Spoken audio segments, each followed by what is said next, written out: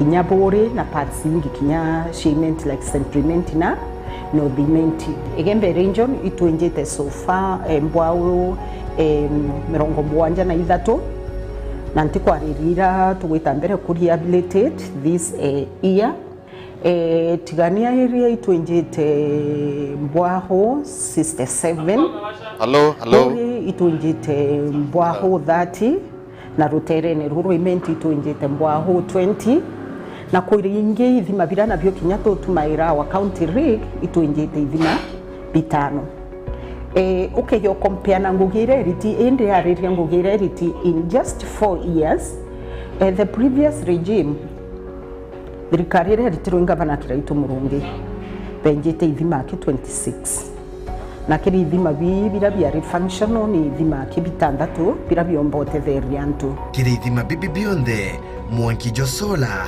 ni juju gutumika it was a well thought out plan kwa community solar powered pumps for the ambwahouse non to sustainability na cut down on cost non to mbwahouse ira cienji either ni ikundi bibite vakiantu like NGOs kana bila kuwa the previous government ni adhite but youth na Kiswahili tekija Mutegeri wa Mlima TV uge bwaku ni bwakiguni na mathuganio jaku ni japata na aja Mlima TV twenda kuigwa kuma kirigwe ekenda gutumenyithia wendi bwa nkoro yaku kana gukinyithia mateta jaku kiritwe tutumire ntumiri gukurukira SMS ijire ithatu mugwanja ithatu kana email complaints@mlimatv.co.ke Mlima TV au neoturi. Mlima TV tugukinya na nandi turi tayari kugwatanira gukiria biashara yaku tugakinya ntumiri yaku ekiri antu baraba kubatara na marija kunganira mubukojo waku kenda gutumiria biashara yaku turingire thimo gukurukira 0742 168 020 kana 0746 973 144 Nkuruki no tutumire email gukurukira sales@mlimatv.co.ke na uriongere mutandao joto jwa www.mlimatv.co.ke Mlima TV au neotore.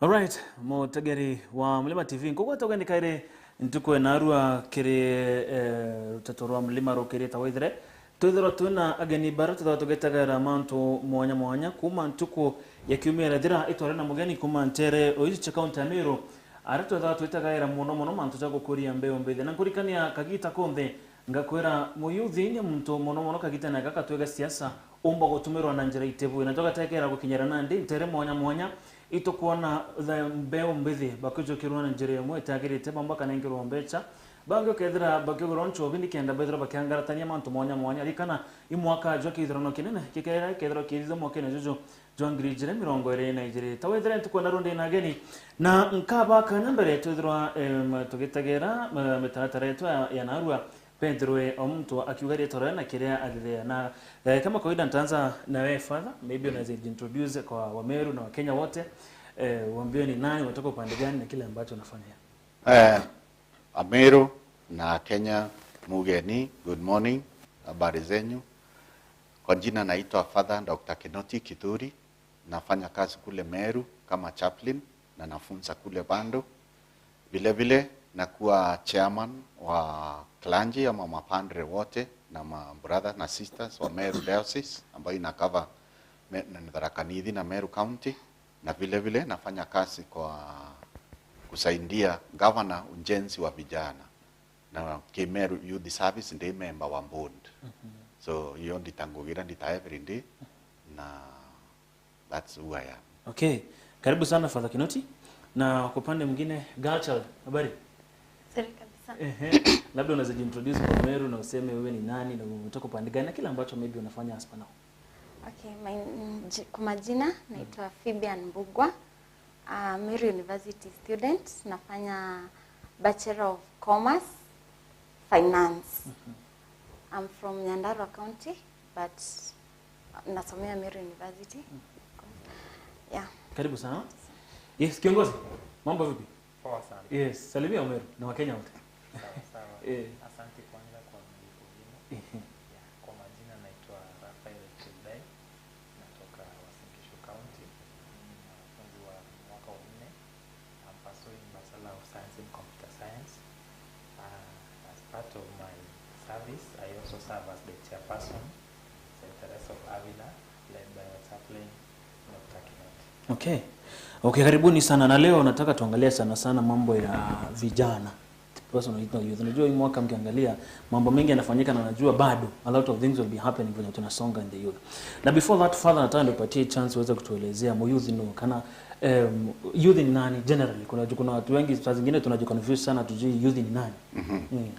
So again muyuthi narato kuwa kijana kulingana na watho muyuthi ni mundu ina miaka 18 and between 18 and 35 according to our law at the constitution yetu we describe muyuthi 35 and below and of course 18 uwe muyuthi uwe kurukaira kiri whether I classified as a youth of course ken group we like in many other groups we in different experiences kana situations kana manto yara o muyuthi na mbeo imbedhi ukirukira of course tumira kimero mbeo imbedhi you are even below 18 na kure ndegoro inya imwe include youth kuma miaka 16 and I think we should go that in direction ya country kenda tuambie kwithia tugiaka youth a little bit young but generally our legal description ya youth ni mtu ina miaka 18 and 35. Okay. Thank you so much. Sasa ndio tumeshatuelezea youth ni nani, nataka sasa tuingie in details. Na tuangalie kuna zile changamoto. Najua nyinyi bado mko pale shule mnakutana na some of the students mnaassociate nao. Nataka kwanza tuanze, unaweza tuwekea wazi maybe upande wa girl child the youth. Kuna zile some challenges ambazo nataka mtuwekee wazi before father kuja kuziangalia na kujua hizi challenges wamezitaka kwa namna gani. Maybe unaweza tuambia some of the challenges ukiangalia unaona youth ndio wanapitia hapa now. Nambari ya kwanza ni mambo ya kazi. Wakati tunasoma, tunajitahidi sana na tunataka kupata tupate marks ama tupite vizuri tukiwa na hope that one day tukimaliza shule tutapata kazi. But tunaangalia those who have gone before us and we see they don't have jobs and it's discouraging. It's really discouraging. Now, how we tackle that is we are trying to be employment creators. We know there should be jobs for us. There should be jobs for us, but we can't always complain about not having jobs. Tunafaa tufikiria about innovation na create jobs for ourselves. At the same time, much as we want to create them, we also need the government to support us. If they cannot give us jobs, then they should be able to support us. Support us. Support, for example, resources. Okay. They should be able to give us loans if we have a good, for example, you have a good idea and a project, they should be able to fund it. Kwa sababu kama hatupati kazi na hatupati resources za kuanza kazi, that is impossible. So the main thing unazosema ni employment, shida ya pesa peke yake, shida ya kazi peke yake. Hakuna vitu vingine zinasumbua vijana? Ziko mingi. Sana nyinyi unajua ukiangalia tuko kwa warembo kabla tuende kwa the boy child because I know there are a lot. Yeah. Kama gani nyingine? Kuna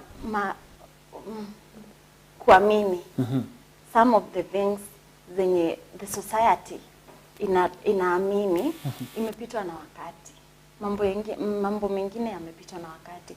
Ni ajabu ati bado kuna watu wanatahiri wasichana.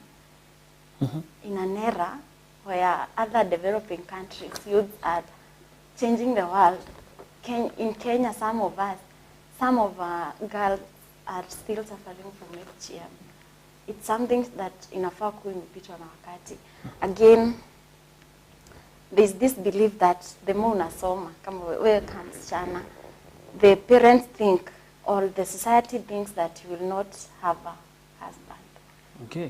Anasema the more unapata masomo, anasema hatuwezi pata mabwana kwa sababu mabwana hawataki watu wenye wako successful. Wata feel challenged by us. Okay. Asante kwa hilo. Before tuende kwako Raphael, ningetaka turudi kwako father. Engage sana na youths na most of them they come for you for counseling sana pale university na pia huko nje. Maybe unaweza uringire mchumari ama unaweza ongezea zaidi venye Fiba amesema, utuambie kuna zile main challenges ambazo unapata mostly the comrades ama mostly wanafunzi ama youth ambazo wanakuja kwako wanakuambia father, mimi kama kijana kuna hii shida hii kubwa sana napitia. Kuna ile zenye umeweka kwa bracket moja unaziona ni kubwa sana. Penzi, you know, this generation iko hivi na hivi. Kuna yani kuna ile kitu main ambao umeona ndio this thing has become too much. Ni kama gani nimekutana hivi? Kwanza kabisa tukiwa na hizo shinda zote tunasikia kwa youth, kuna zile hatuongei sana na ndizo za muhimu. Ya kwanza ni kutokuwa na models. The young people have no good models. Wala watu wanaangalia waone mafikira, matendo, kuishi na watu wako na heshima. Tuangalie kama wakati umesema wakati wa msimu wa siasa. Tunaona kwamba kile tunachoona kwa TV zetu na kwa radio ni watu wanapigana. Watu wanatupiana maneno. Imeanza hata kati ya deputy president na president mwenyewe. So we have gone wrong for years in terms of providing models. And the second part of that is parenting. So kuwa msasi. Hasa sana kwa vijana. And this is a problem that nimekuwa nayo sana katika huko university na in the general society. Kijana anafika pale na anasema mimi sikukuwa katika familia ambayo ilikuwa na mwanaume. I've never felt as a child with a father. Mothers seem to be very present, but the fathers are not present. So you can see huyu kijana hata akipitia kule university na asome, bado katika ile self control, self management, ni mambo ambayo yafunzwa shule, ni mambo ambayo yanafunzwa na msasi, ni mambo ambayo yanafunzwa na guardian, ni mambo ambayo yanafunzwa na kiongozi ambaye mimi kijana akimwangalia pale akiwa kiongozi katika television anaona mtu anajimanage vizuri. Maneno yale anatoa yanaonekana mtu amecalculate. So we have lost this for almost since our independence. And that's why we have the children we have. Okay. The other challenge is in the missing good models, ni example, good example, or just good examples. Example is a very strong teacher, whether it is good or bad.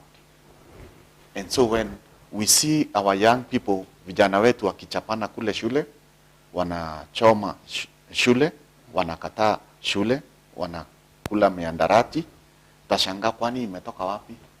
Imetoka kwangu na wewe msasi. Okay. Sisi ndio tumewapea ile example.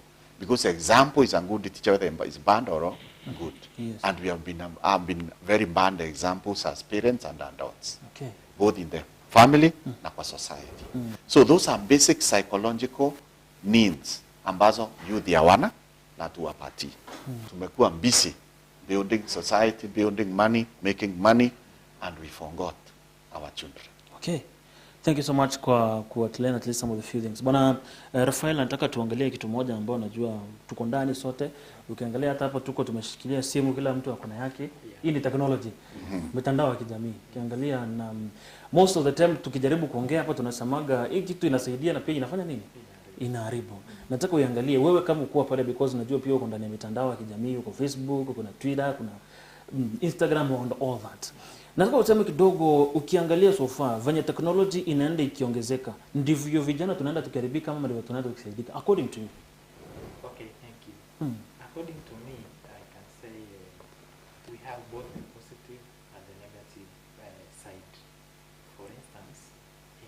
advancement of technology, we get to be exposed to new and emerging technologies which can better our lives. But again, when we focus more on technology, it also has some side effects. It can lead to maybe exposing kids to things to do with cyberbullying, cybersecurity, and such.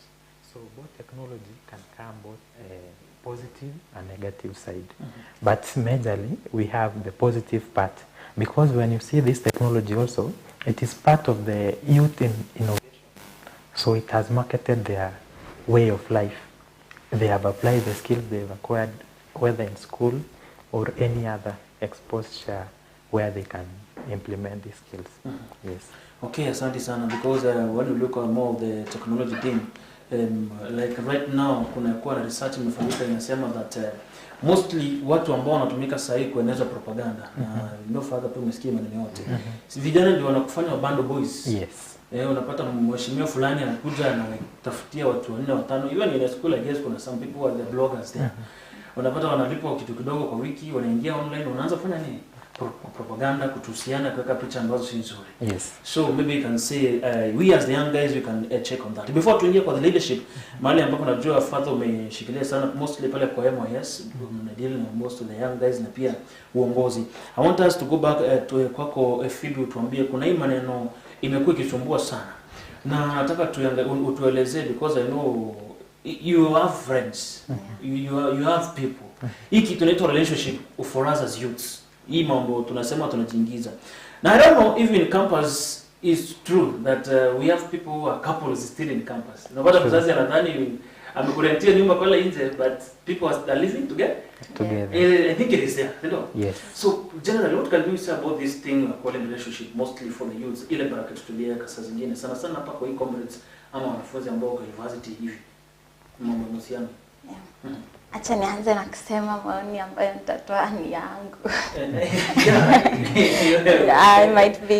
I might not represent the whole youth community on this, but I feel it's good. It's good to have friends.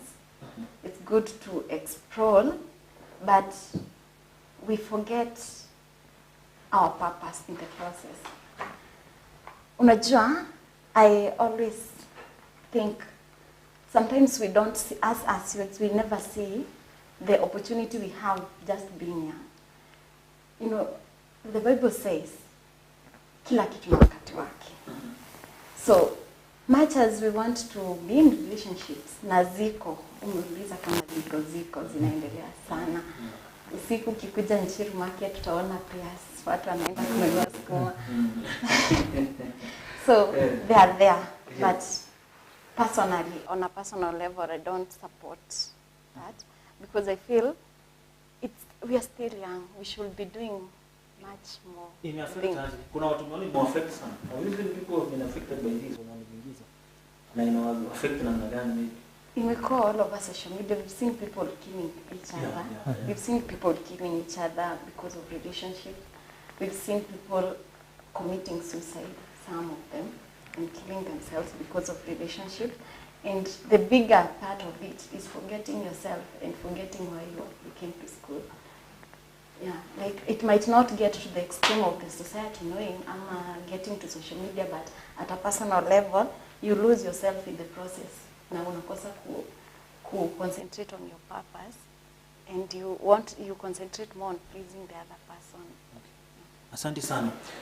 Father, umesema kwa bodi ya MOS na tunajua sote mtarataja bodi ya kana MOS Merit Service ambayo ilianzishwa na Governor Kiraito. Ilikuwa basically ya kusaidia ule kijana mwenye ako pale, wengine maybe wenye hawajasoma sana, wenye hawajapata ile nafasi ya kuingia kusoma ama nini, wengine maybe hawajapata kazi.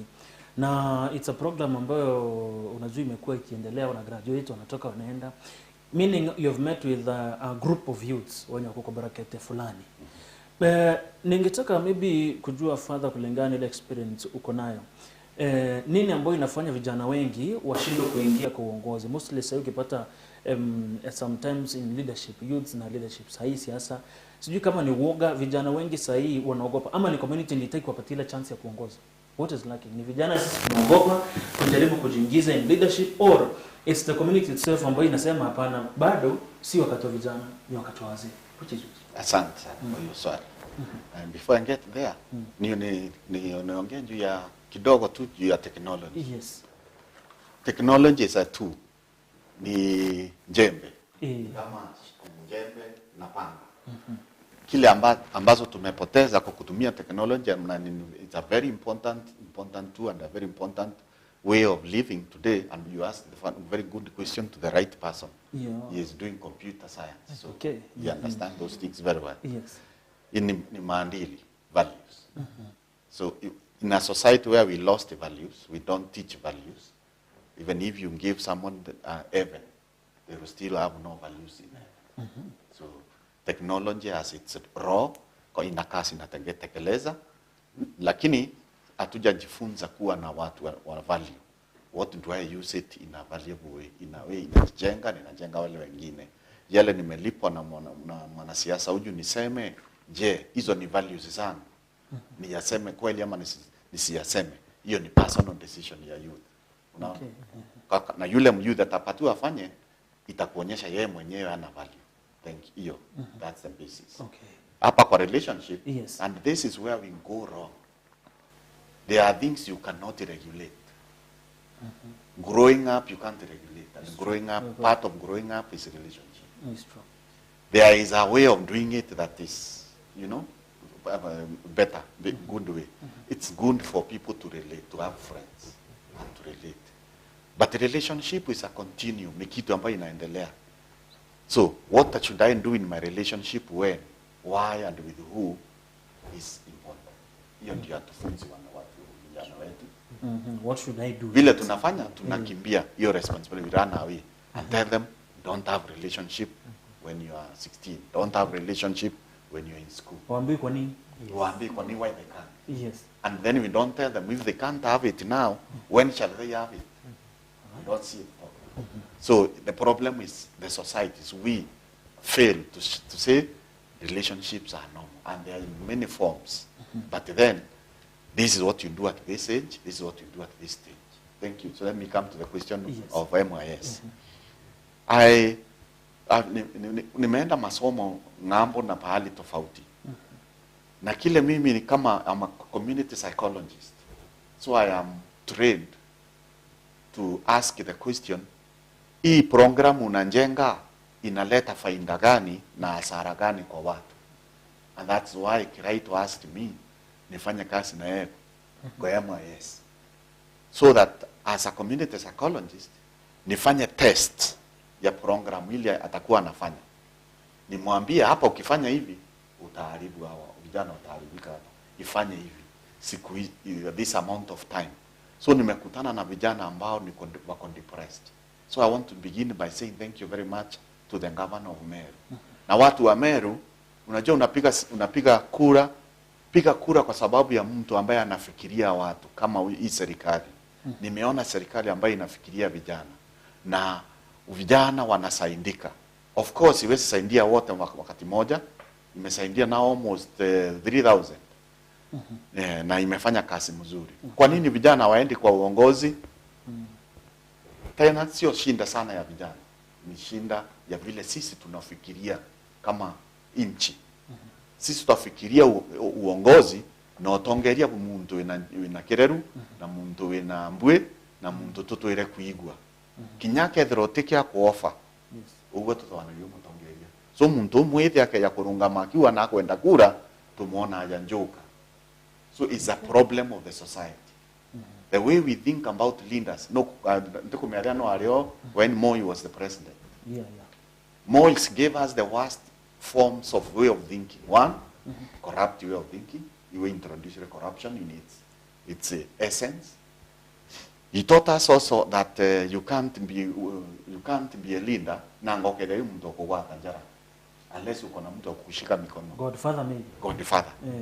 And many young people say that. Hata kwa job hizo wanasema hakuna job. Utaona kitu utumie mtu mwambie apply. Wiwakwira mimi siwezi pata hiyo kwa sababu sina mtu wa kunishika. Sina mtu wa kunipeleka huko mbele. This is a culture that more introduced in our country that should be brought to death. that young people can be leaders. They only need to have the skills, and they can also learn in the job. So the problem is not so much young people. The problem is the psyche, the mentality, the attitude we have around the leadership. The way we do election, we will elect ura tuire kuigwa, rieto rato tuire kuigwa, muntu rato tuire kuigwa, ura we na ambue, ura we very abusive, violent, one of the other component, the one who will be very violent, either physically, connect to my rambesa. These are the people we think are leaders. And so the problem is the mentality of the citizen of Kenya, not just the youth. Ni ile mentality imewekwa sasa, unasema huyu kijana kama ni vijana hawawezi. Yes, hawawezi. Tunataka ule mzee ndiye tunaona ndiye anachagua. And we can see it coming back. Yeah. You can see now the president is saying you can't be president unless I appoint you, unless I stand on your side. The same mentality. Yeah. Tunaona sasa muyouth kama huyu ama yule mwingine ama wewe haujatoka kwa hiyo line ya uongozi, haujatoka kwa hiyo line ina jina, utasimama kufanya nini? Utasimama kwa sababu utakuwa unajua mimi sina nani, sina godfather. Mimi sio wa ile group ambayo imeitikiwa iwe leader. Yes. And that's the fear the youth are put because of our political system. Okay. Thank you so much kwa kujibu hilo swali vizuri sana. Na tukienda next, the moment we posted na tukisema mtakuwa around kuna some of the things ambazo tulikuwa tunapatiwa feedback ambazo watu walikuwa wanataka kujua. Now this thing tutakupeleka kwa Rafael, then maybe mnaweza ongezea uzito kidogo. You told me still you are a leader kanisani pale. Yes. Na ni swali ambalo liweza kutumwa pale. Na tukuulizwa, somebody was sharing with us akasema yeye alikuwa kanisani kwa wakati mmoja as a young person. Na ikafika mahali akaacha because of a few things here and there. So we wanted to check because we interact na some of the youth ambao mnaongoza pale kanisani. Ni kuna vitu ambazo zinafanya nowadays vijana una kijana alikuwa anaenda kanisa vizuri, alikuwa anafuata maadili mazuri, but inafika at some point you see that person amejitoa, amejiondoa. They were mentioning of some of the things here and there. Ningetaka kidogo tuelezee maybe according to what do you think, kwa nini most of the guys, young guys, unaona anaanza kidogo polepole anakuwa kwa youth, then at some point unapata ameanza kuhepa, kupotea mdogo, then finally he gets lost. Yeah, thank you for that question. This one tunaweza iweka in a context like some of the issues, the major issues that makes these youth go away from the church. Ya kwanza ni hiyo yenye tumeongelea relationship. You find us youth, we tend to focus more on our relationship, forgetting that we have a call, a duty call to God. So we tend to focus on these relationship issues, alafu hiyo time yenye tumeachiwa dedicated towards serving God tunapotea. Number two, one of the major challenge ni this social media. You find most of our youths tumeweka kama social media to be our center, ni kama amekuwa Mungu wetu.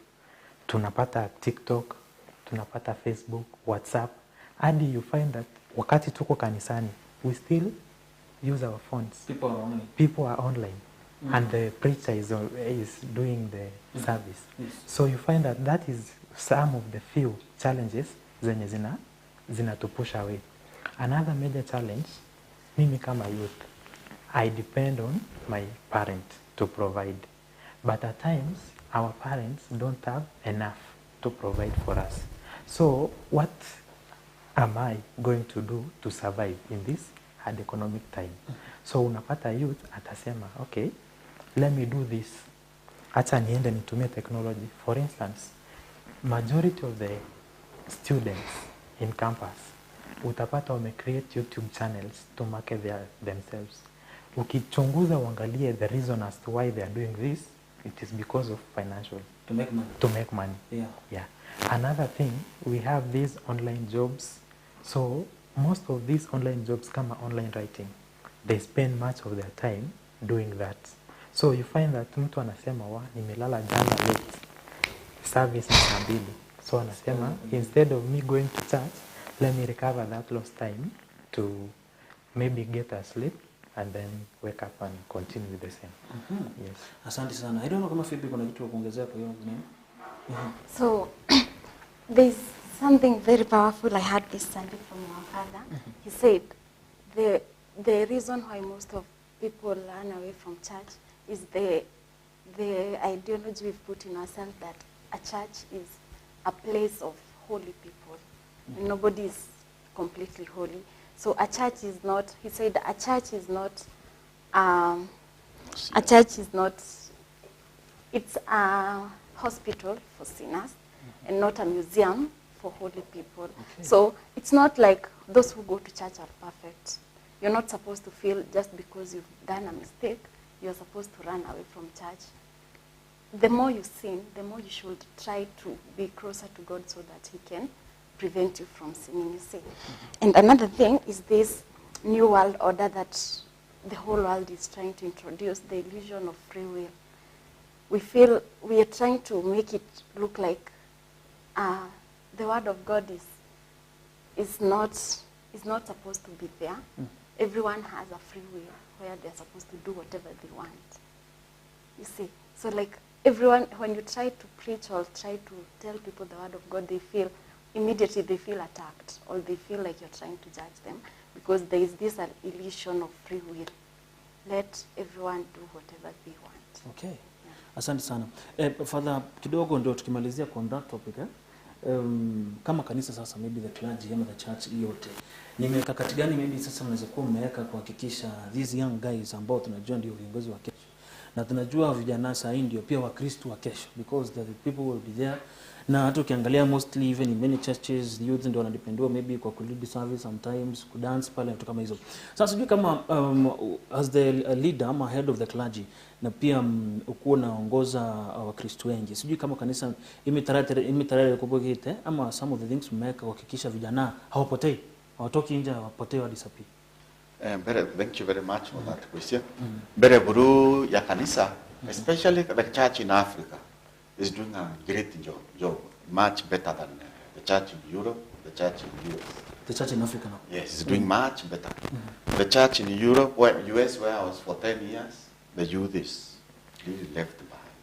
Now what we have done, Africa has done, African Synod, which happened in the 1990s. There are various programs that are based on development of stages of life. So, ora mto kumo husiaro all the way.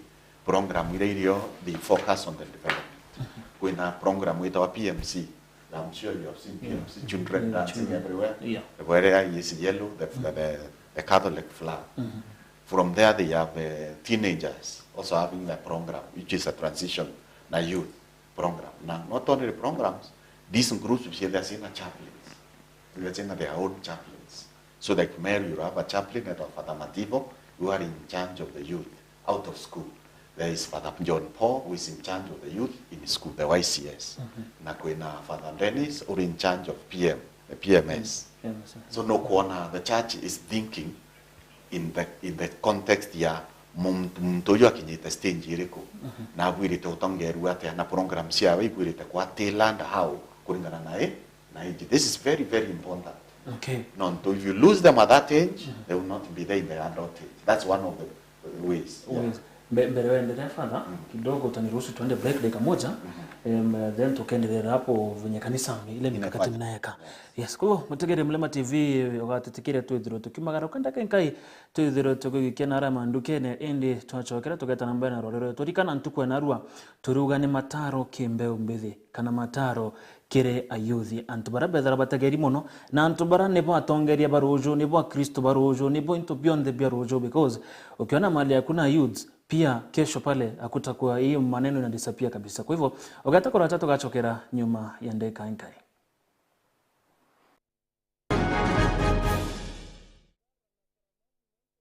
Mutegeri wa Mlima TV, uge bwaku ni bwa kiguni na mathuganio jaku ni japata. Na aja Mlima TV, tuenda kuigwa kuma kirigwe. Ekenda gutumenyithia wendi bwa nkoro yaku, kana gukinyithia mateta jaku kiritwe, tutumire ntumiri gukurukira SMS, ijire ithatu mugwanja ithatu. Kana email complaints@mlimatv.co.ke. Mlima TV, au neoturi.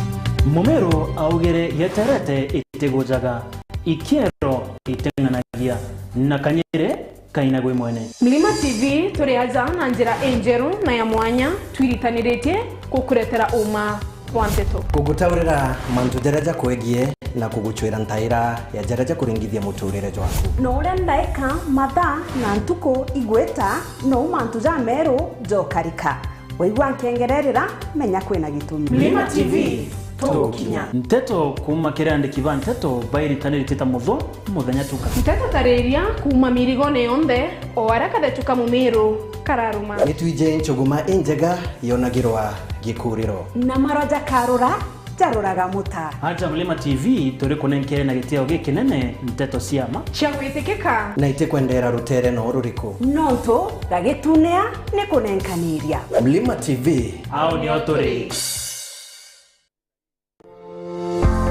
Mlima TV tugukinya na nandi turi tayari kugwatanira gukiria biashara yaku tugakinya ntumiri yaku ekiri antu baraba kubatara na marija kunganira mubukojo waku kenda gutumiria biashara yaku turingire thimo gukurukira 0742 168 020 kana 0746 973 144 Nkuruki no tutumire email gukurukira sales@mlimatv.co.ke no uriongere mutandao joto jwa www.mlimatv.co.ke Mlima TV au neotore.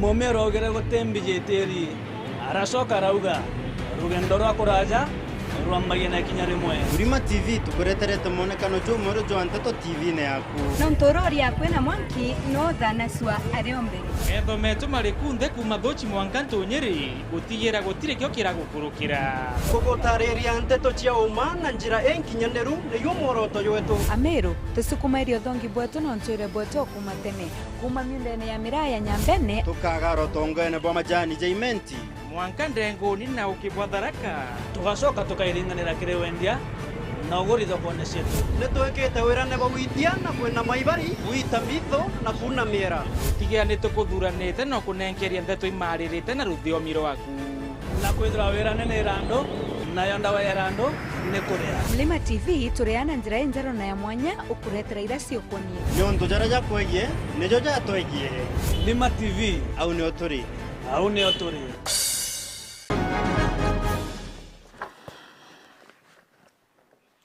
Ndeka mirongo iri na ijire thethatu chikurukite nkugwata ugeni kairi kire Mlima Rukiri kana ntikwa naro turariria mataro kembe nakura no ithiro kenda kututumira message kire WhatsApp namba yetu kawaida 0717204468 0717204468 na kutuma any message pale tutakuwa tunaangalia father atakuwa na kujibu na pia the youth generally watakuwa wanaangalia na kukusaidia in one way or another. Maybe unaweza kuwa kuna kitu kinakusumbua, maybe even you want to meet them, document kitu kama ile, tuma pale na sisi tutakuwa tunakusaidia. Pia SMS namba yetu ambayo ina malipo utakuwa ina pale chini ya TV yako, you can send us the SMS na zote tutakuwa tunapitia. Karibu sana. Ukiona tumeongeza mgeni mwingine ambaye tutakuwa pia tunaongea na yeye, na kabla tuende mbele ningetaka uintroduce kwa Wakenya wote, waambie jina lako na maybe umetoka upande gani, then tuendelee na further mahali ambapo tumeachia.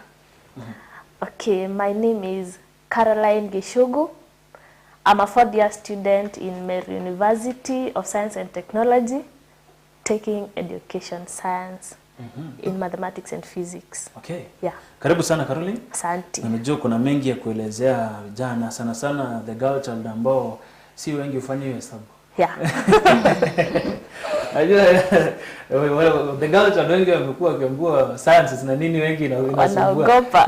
You have to tell them ambapo ni hadi mwingine hapo. It's possible. Yes. Yeah. Okay, so tutarudi huko baadaye. Okay. Father, tumeachia mahali sasa venye kanisa inafanya.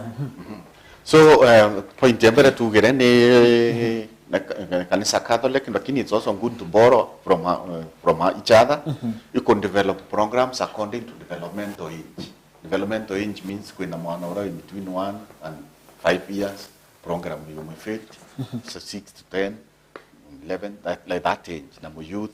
That way it works. Na kwa u utemwana ora tumba kura wa compare with Africa na US corner, we beat them 10-0 in that area.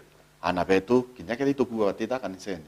The number of youth and young people, beta kaniseni abadi da yamando ya in Africa related to religion is far much bigger and better than Europe and the US. Personally, I've never known that. That's a reality. Africa I'm telling you. kwa the youth ambao wako kanisa. Yes, and that Africa is the new church, not only the youth. Okay. Menya twaririe program ici ambiriritie almost 20 years ago. So kwina andu bena miaka 30s, 40s who have gone through the program, so they are the new leaders in the church.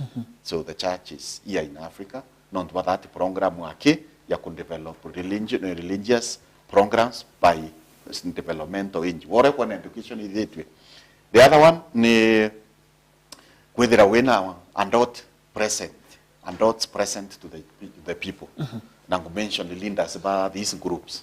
But for example, if you otegera in the Catholic Church, there is a priest in every village. Now, really,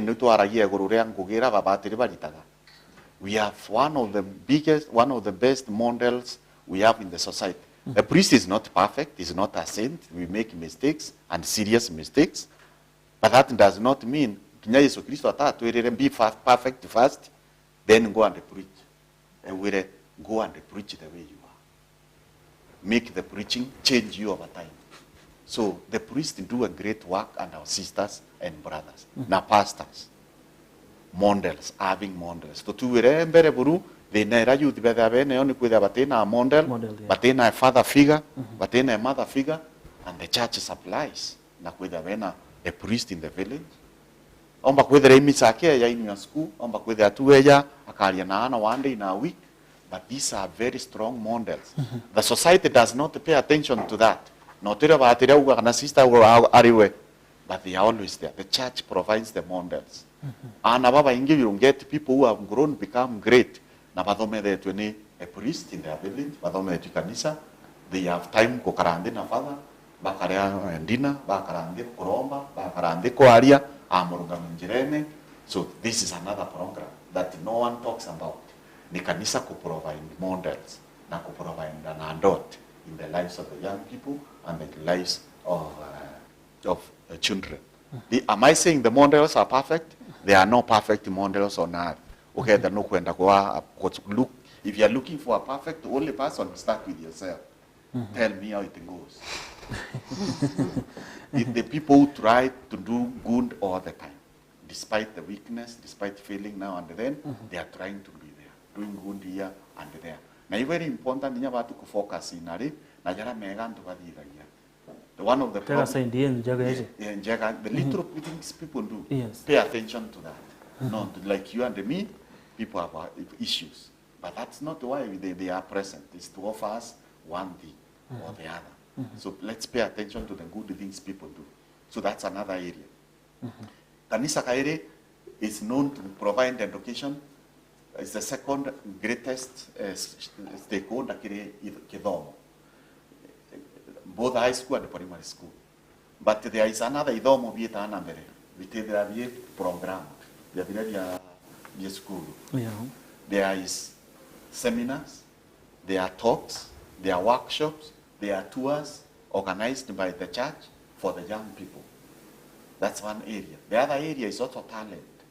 And Baba na youth, they have a program such that they have competitions in music festivals, in drama, in sports, in spoken word. This is done in the context of the church. It does not see the limelight of the day through TV and all that, but it happens. So talent, by the way, most of the celebrities of the world started their career in church. By the Bakina choir, musicians, people like Mariah Carey, they are in the choir. So you can see the value the church hands carry the young people. Of course, to tell that in the church, they are going to pray. There's nothing wrong with the praying, it's good. They are going to read the Bible. There are many other activities that the young people and the children do, including men and women in the church, that are prayer in action. So those are programs. Okay. And some of the programs I can mention. Yeah. Asante sana, na najua umemention a lot of things ambazo kanisa at least imekuwa ikifanya kuleta the youths. Na at least umetuenlighten because I never knew that in Africa tumeongoza kwa vijana ambao wanaenda kanisani. The youths generally who go to church. Yes. We lead in the continent. The whole world. Yes. But second to us is Asia and South America. Okay. Very close. That is good. Hizo ni vitu vizuri sana. Ningetaka tutoke hapo kidogo tuende upande mwingine wa ambapo Karo, nataka tuingilie hapa. Kuna kitu kinaitwa shortcuts. You know, generally sisi kama vijana, most of us unataka uanze leo, kesho umesha pata gari, kesho kuto umeshajenga. You see, the things to need shortcuts. And I believe even in, you know, many people ambao hawezi ingia hata shule, hataki hata kusoma hiyo 4 years. Anaona 4 years it's a lot of time. Okay. Mimi ni ngoja hapa, no, I can look for shortcuts. I don't know tunasema kuhusu vijana na kutafuta hizo shortcuts, kupata pesa za mbio mbio. Hakuna mtu anataka kuwa patient enough. Kila mtu anataka kukimbia, anataka kufanana na wale master maybe on Instagram. So they end up doing some queer ways ndio ujiingiza pale. Sijui unasema aje kuhusu hizo. Okay, that issue mostly in the university has become a very big problem. And first thing I can tell them is nothing comes easy. Like maybe, and then the problem that is affecting most of the youths, it's copying one another. Like maybe you found your friend has a vehicle and you want to rush and have that. But in ed, maybe you take your school fees, put your school fees in maybe betting and those things that people just to have money, and then at last you end up failing. Hapo ndo tunapata maybe you get depressions and so many other things. So chenye tu naweza waambia, just do your work hard. Nothing comes easy. And if it comes easy, the end is coming. And you'll find so much trouble in those things. Yeah. Wow. Rono, kama una kitu cha kuongezea hapo in terms of hizi manjia za shortcut hizi za kujipeleka mbio. Yeah, it's caused by overambitiousness, and it's caused by, you know, we know a lot of people who are rich in the world, mostly are politicians, and in Kenya mostly, and we don't know where they got that from. So I just wish, I just wish there could be role models for us, the way Father is saying. For if you made it young, come clearly and tell us, this is how I made it. Don't lie. Don't make people feel like they're not doing enough. And also, let us put ambitiousness in line with purpose and holiness. Okay. When you do that, you will always do what is right. And I believe the road to holiness or being yourself and purpose is not easy, but it will always get you where you're going. Shortcuts will simply cut you short. In simple, ukitumia njia hivi, you'll end up in a bad way. Yeah. Before nirudi kwako na ile swali further, nataka uniambie mimi wili. In this sahi tumefika sahi between the boy child and the girl child. Nani abaki nyuma? Nani ako mbele? Sahi as we speak. Nani tunaweza sema amesaulika? Because sometime back you are saying the girl child amesaulika, si ndio?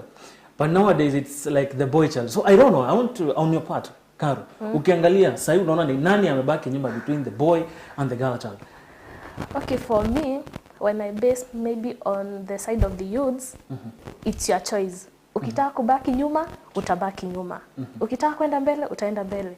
Juu unaweza pata maybe the boy child anasema we are not given equal chances. What equal chances? If it's job, it's equal at most places. So I'm just saying that it's your choice. If you want to remain behind. So it's your choice. Yeah, to remain behind. Okay. Yeah. Boy child, girl child. Sahi, nani unaona ameachwa sana nyuma? That's a hard question to ask a girl. Even if we know it's the boy child, we will not. Okay, but truth be told, the boy child in most of the fights we are doing, like look at the most recent that we are doing about gender-based violence, who are being given attention. People are talking about the females being beaten and thrown away from home. Yeah, exactly. But the male gender, they've been given a toxic, as in a toxic masculinity, which tells them you're not, it's weak for you to speak out Or to and cry. say, Ama to kulia. cry, yeah. You don't want to come out, you'll and say this had been happening to me. So in most of these fights we do, we look at the weak gender. We think that the weak gender is the female, but truth be told, we should just balance. We should not even look at, this fight should come to an end. The question of the boy child and the girl child should just come to an end. We should be gender neutral. Like if we are trying to come to have a fight about something, let us look at both genders. Father, unaweza semaje kuhusu hili swala la ukiangalia ni kijana amebaki nyuma, the boy ama bado, because most of the time unaweza patana scenario, unaweza pata the moment a man ama husband and wife wanapigana na ikiwa ni bwana anapiga bibi, community letaleta shida sana, but most of the time bwana ni bibi anapiga bwana, watu watasema wacha ungangana shida zao. I don't know what we have is society it has done good job on empowering the girl, and it's a right, and that must continue. But in the process, it did a terrible mistake of forgetting the boy and the man. What was supposed, for example, let me give a power and his oppressor, like the colonialist did. To take that power, you have to explain them what are they going to become tomorrow. Now that I also earn power over you, and you are going to take it or much of it, what am I going to be tomorrow? That's what you did do to the boy. The men had been given cultural power over years. Lakini in the process ya kuokeria ngao, which is a right, that should have happened, to tell Murume how to deal with an empowered lady, how to deal with an empowered woman. That is why most men are running away from marriage, relationship. There is conflict. Nontotewo mwadha kirira. Kia urabwiri tokarania na mwari na mwekuru ukwani mbese nyingi kiriwe. Arume baingi bona mwari tetetie ngari bakaigwa very good, but that mumerinyo mwariria. They have not been given how a man deals with that empowered man. What wounded that mistake is the policy. Government can do a good job, but government can do a serious mistake when policies are done without proper analysis into the effect. Now that's what I do as a psychologist, is ask the question, is this policy going to have positive impact at most? And what are the negatives? And what are the negatives that are not even foreseen? That's what it is. A good government does that. Lakini menya this idea from the West. Now, the American context of an empowered woman was very different from Africa. By the way, families yetu nyingi Iran our new women. Not that always it was like that. Men never did what women did not say has to be done. The face of the family is the man, but the machine that moved the family was a woman. What the woman decided, now we need to do this, we need to tell this. This is what the man did, not to use the face of the family, but the woman. But that's not what was happening in Europe and the US. So when they came here, they destroyed that for us. Okay. Anyway, so the boy child is left behind, and is now a very shy part of the society. Would not go out and do anything. Even the law itself is very much against boys. Boy child, eh? Yes. For example, if a man fights with a woman, even if the first thing we do, and violence is it must be something you never accept anywhere. Never be violent. Lakini hata iwa violence, hata kuona about a man accused the wife and the children. We only blame the man, but you're only blaming the result.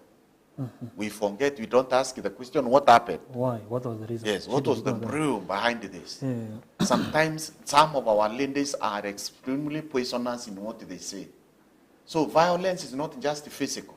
Kuna psychological violence, kuna emotional violence, there is sexual violence, there is financial violence. Financial violence, you have a friend, wamutumira fair akarea. That's a form of violence. You have agreed, come and visit. This is fair.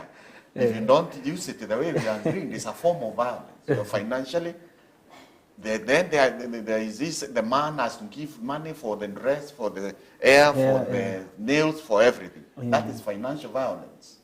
ukona nto murume oritangugi njega buru na ni mbese nyingi indi atumba kugura kiratu ineia or two cionthe ciita to the woman and to the children. The man is violated. Okay. Is violated in the family. So the man has been left. Navarwa ukathekwa the man. The law is against males. Let me give you an example. Mwana wa miaka 16 akethira ina sexual affair with her age mate 16. Akayita before Kenyan law. What happens? Muthakano what? Yes, the muthaka what. In any case, never either they are agreed but something. Let's say they are found out and then it turns out the boy, the girl says, no, it was rape. The boy is in real trouble. You will be put in, and it will be the legal framework is for an adult. When there are two children who have done this, the same age. Yes, same age. So no corner. The society, its policy, its laws is against the boy, and that's the reason why the boy has pulled back. And when he comes out fighting, and people die.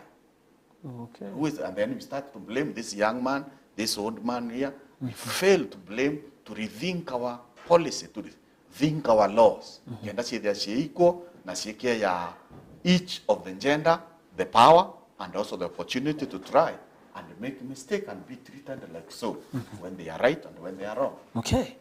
Wow, think hapo umeelezea kile kitu kwa sijui kama Karo na Fabian mmoja anataka kuongeza anything. We can go to the next place. From there nataka tuende kwa sababu ya muda pia because of time. Nataka tuangalie sasa tulianza tukasema kuna zile weaknesses na vitu kama hizo. Sasa nataka tuanze kwako Karo. Kama youth kuna zile vitu sasa unaonaga yenyewe we are better, we can boast as youth, we are powerful in this, we are strong in this. Tusiangalia sana sana weaknesses za youth. Tuseme weaknesses za youth tunajiingiza kwa mihadarati, madawa, weaknesses zetu ni emotions, tunaanza nini, but kuna place maybe you can say now as youths yenyewe we can boast of this. Tunaweza kuwa hivi, sisi tunaweza fanya hivi to change this. Ni kama nini unaweza ona kama youth ni nguvu gani tunaweza kuwa nazo before tukuje kwa Fabian? Okay, when it comes to youths have so many ideas and positive ideas. Maybe if you can ask any youth, what do you want to do after school? Everyone has something positive about that. Anything to do with business? I want to do this and this. Like they have so many ideas. The problem just comes when it comes to implementing. But ideas, they have ideas. If only we got that boosting thing, or maybe that person who is guiding us, it can be very perfect. So ideas are there. Yeah, they so just many. Need the space nama yeah. Uonyeshe sasa hii idea tumieni hapa na hapa. Itumie hapo, yes. Then maybe if it comes to maybe jobs, you find maybe unaenda hapo kuangalia kazi but you are being told that you must have 3 years experience. But that is a fresh graduate. She can work very well compared to another person. Like they have the content, they have everything. The problem is just doing that thing and getting that space to do that thing. Yeah. All right. Nini? What can we say that nyewe tunajivunia kama vijana? Maybe there is someone amelalia kitu yake pale ajui yako na strength, ajui as a youth I can still come out. Maybe I can come out and vie even for an MCA seat. You see, ni nguvu gani? Well, I have a few and most of them that I think most of us haven't realized them. We know we have a lot of power, but we never get the opportunity to express them, or we don't know them yet. Number one is technology. We started by it. We don't know how powerful technology can be. Do you know we have the power? Like most of the youths, 90%, I'm sure, 90% of the people who have access to technology, phones and internet and everything are the youths. Look at all universities, they have internet connection free of charge. Well, we pay it in the fee, but it's accessible. Imagine if we come out, if a politician comes and says something that is not right. Imagine if we take that initiative to take leadership in our. You don't have to wait to be a leader to lead. So I believe technology is one of the biggest powers that we have. We can use it to do whatever we want. And we've seen it in business. Yeah. That is one thing that the Kenyan youths have really done the best. But it is true. So online and all that, they're really helping. You look at how people are doing business, how people are doing entertainment. In the past, you had to call a concert or something to entertain people. But right now, people are creating ways, and if you want to be entertained, you don't have to go to a concert or something. You just open your phone, go to YouTube. So many people have YouTube channels, almost everyone. I do have a YouTube channel. And the way we use this technology, let us use it all around and know that we have the power to run the country.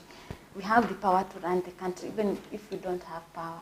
If a meme, people really love memes, and if a meme can spread within an hour and karibu kila mtu anaiweka, imagine if we use the same to talk about things that we don't like, things that are wrong. We come out and say what we want and make it like a hashtag, for example, and use it as a positive way of leading and expressing ourselves. Asante sana. Father, kabla tumalizie, kabla nitapatia kila mtu muda wake, maybe you say your final words. Ngetaka Father, maybe because I know you have associated with many youths, sana pale MOS, I've also witnessed some of the guys wenye graduate na tumeinterview wengine, tumeona talents mob wenye walikuwa wanaonekana wana talanta, tukaona abilities nini na nini. I don't know some of the strength you can see these young guys umeona wanakuwa nazo ambazo zinazowasaidia ni kama gani? You know, MYS, also as we worked through it, I really got myself surprised at how quickly a young person can learn. Those who are the recruitment for MYS takes place, it takes 3 weeks for them to have a mental orientation towards learning. School. Yeah. To learn skills. But before that, they take 3 weeks. The last intake, the last month, and now they're in school, it took them 10 days to learn, to have a mental change. No matter you match or AME in 10 days, you are surprised. And to me, as I sat watching this, I was like, these guys are capable of a lot in a very short time. Sikukumi, and they are very nice. They are okay. Uniformity. And then you have picked them from drinking dens, bang smokers. Some have been at home depressed with no work, no family. 10 days, they were shipped back to school. Very well. So you have an inbuilt energy to be able to learn a lot in a very short time. It's important. That's a power that is there. But there is another power the youth have, political power that they have, and we take advantage of you all the time. 75% of the Kenyan population is 18 and 35 years. You don't even need anyone to give you 10 shillings or 1,000 shillings or 100 million for you to elect a president. And you don't have to elect Ruto or Raila or anybody. Let one youth stand, you elect a president. 75% of your vote will make that person capable of electing a president. But you have no ideas, and then you sit and they say youth are left behind. You are leaving yourself behind. And the old folks will keep taking advantage of you. So you have the power, not to your majority. Vote one of you. Let him go and make the mistakes. No, that make a mistake. Vote a young person as a Kenyan president, 5th president. Let him go and make the mistakes presidents makes. And then we learn how youth can lead. No corner. So youth have power. Either they are not aware of it, or they are compromised, or they are incapable of making that decision. But they have a lot of power. Ability to learn, being a majority, they can be able to do that. Okay. And they have the energy too. Yes. Thank you so much. Kwa sababu muda, I believe tutakuwa tunamalizia hapo, but tutaweza maliza without giving everybody here time.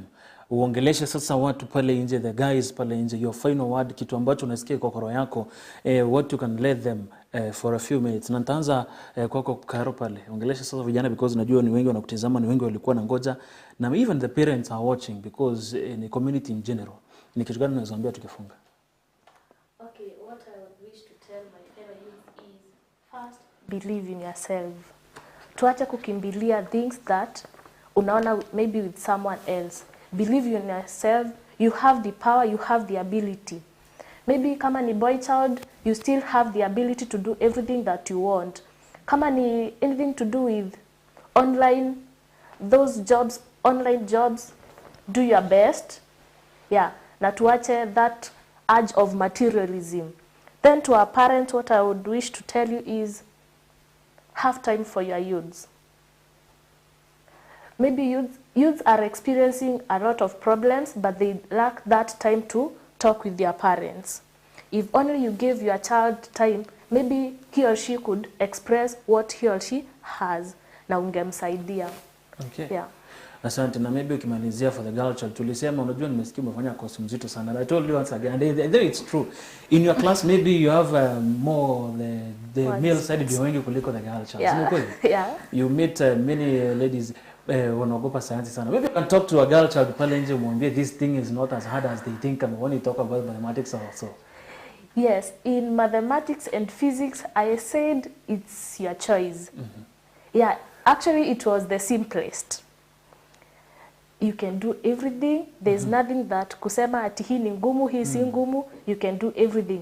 Chances ziko mingi sana. To the girl child, you have the potential. Work hard.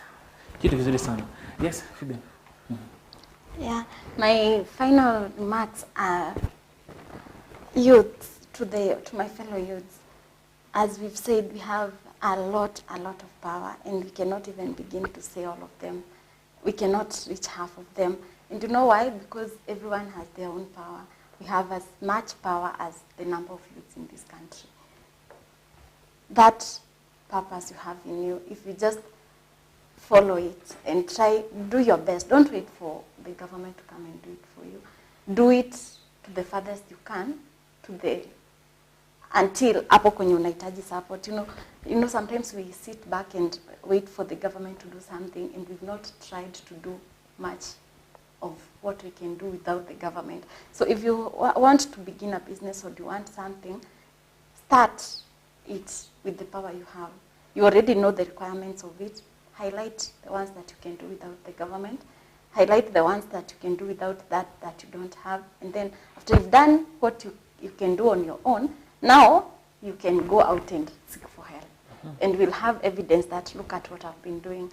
But we keep waiting for someone to come in so that we can start. Just begin with yourself. Okay. I enjoyed the talk.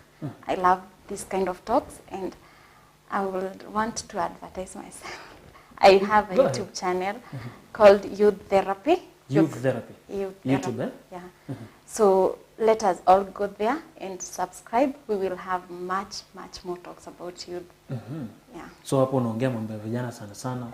Exactly. That's a good place. So umesema inaitwa Youth Therapy. Youth Therapy on YouTube. Yeah. Okay, sasa. Father, unaweza tufungia na your final remarks ndio. Okay.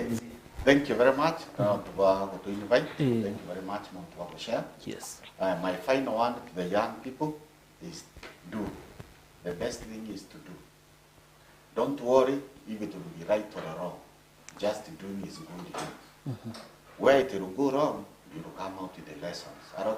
Ambiriria tu, Didia, choka skuru, ambiriria ka kiosk, ambiriria gutuma, ambiriria pikipiki. Kikinya kia mbere kile. Yes, Didia that is first step. Yes. Ukamaka eta wrong or right. Kinya yeta wrong, ukadoma, whether in a lesson. Yeta right, you already have a starting point. So be someone who is initiates something. Ogakira tukuritwe na gukira muno kufail. Number 2, differentiate growth, progress na success. Growth ni ukuria tu mbeca, kugia na mbeca, na hiyo to define it as success in our country. We have a serious problem. Success is not accumulation of wealth. Success is just growth is just you are 500, you grow it 1,000, that is growth. Progress nidawongera that growth ethics. So as you grow, make sure you have ethics, respect for human beings, respect for public fund, respect for other people, ethics. That is progress. It's better than just simple growth, but it combines those two. Success is when you have spirituality. Now that was spirituality. Yes, Murungu is there, but spirituality is that inner conviction. I am supposed to do the right thing because I am greater than all this growth and progress. But most of all, unto God is a beyond of all things. So think of growth is important, making wealth, progress having value and ethics and success, including God and the dignity of fellow human beings. That way. Think of them like that, and then you will do the right thing for the right purpose. All right. Asanteni sana kwa kutembea, nashukuru sana. I know Father, the moment we posted hii picha na tukasema mtoko unatembea, very many comments were there zinasema they are waiting for, okay, kuna walikuwa wanasema interact na wewe in one or another. Na the comments were good. They were saying we are waiting for that man of wisdom. Na truth nimeconfirm. Wisdom has been coming out. Na personally hata mimi nimelandi kutoka kwenu, nashukuru sana. Na toro igamu dhikiria no follow YouTube channel ya Youth Therapy.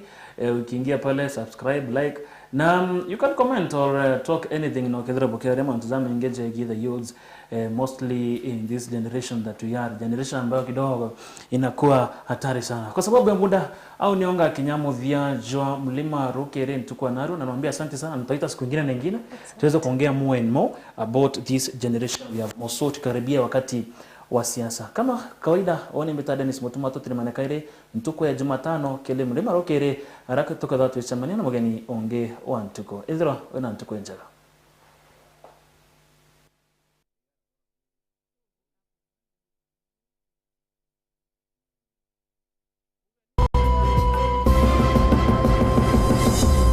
Eje ni Mlima TV.